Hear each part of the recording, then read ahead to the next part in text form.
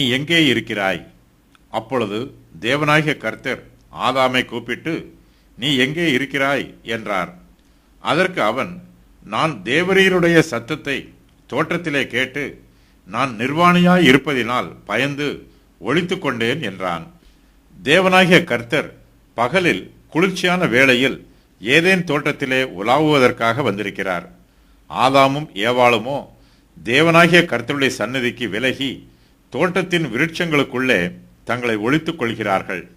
தேவன் அவர்களை தேடி பார்க்கிறார். அப்பொழுது தேவனாகிய கர்த்தர் ஆதாமை கூப்பிட்டு, நீ எங்கே இருக்கிறாய் என்று கேட்கிறார்.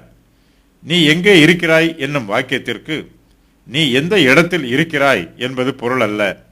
இந்த வாக்கியத்திற்கு நீ எந்த நிலைமையில் இருக்கிறாய் என்பது பொருளாகும். தேவன் தடை பண்ணின விருட்சத்தின் கனியை புசித்ததினால் ஆதாமும் ஏவாளும் பாவிகளாய் இருக்கிறார்கள். அவர்கள் தாங்கள் நிர்வாணிகள் என்று அறிந்து அவமானத்தில் இருக்கிறார்கள். அவர்கள் அத்தி இலைகளை தைத்து தங்களுக்கு அரைக்கச்சைகளை உண்டு பண்ணி தங்களுடைய அவமானத்தை மூட முயற்சி பண்ணி கொண்டிருக்கிறார்கள்.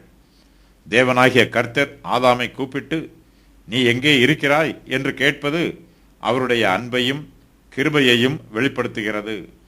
பாவத்தில் விழுந்து கிடக்கிற ஆதாமை தேவனாகிய கர்த்தர் விடுவிக்க விரும்புகிறார்.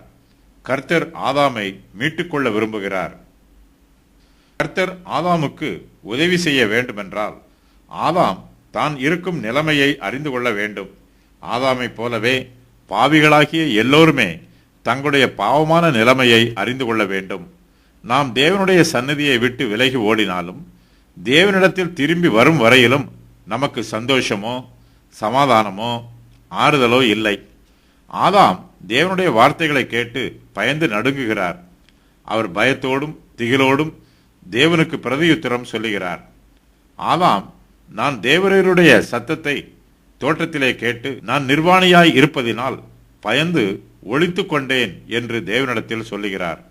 ஆதாம் தன்னுடைய பாவத்தை இன்னும் அங்கீகரிக்கவில்லை. தேவனாகிய கர்த்தர் தடை பண்ணின விருட்சத்தின் கனியை புசித்ததை ஆதாம் இன்னும் ஒத்துக்கொள்ளவில்லை. தன்னுடைய பாவத்தையும் மீறுதலையும் தேவனாகிய கர்த்தரிடத்தில் அங்கீகரியாமல் நான் நிர்வாணியாய் இருப்பதினால் பயந்து ஒளிந்து கொண்டேன் என்று சொல்லுகிறார். ஆதாம் தேவனிடத்தில் தன்னுடைய பாவத்தை அறிக்கை செய்யாமல் தன்னுடைய பயத்தையும் நிர்வாணத்தையும் அவமானத்தையும் அறிக்கை செய்கிறார்.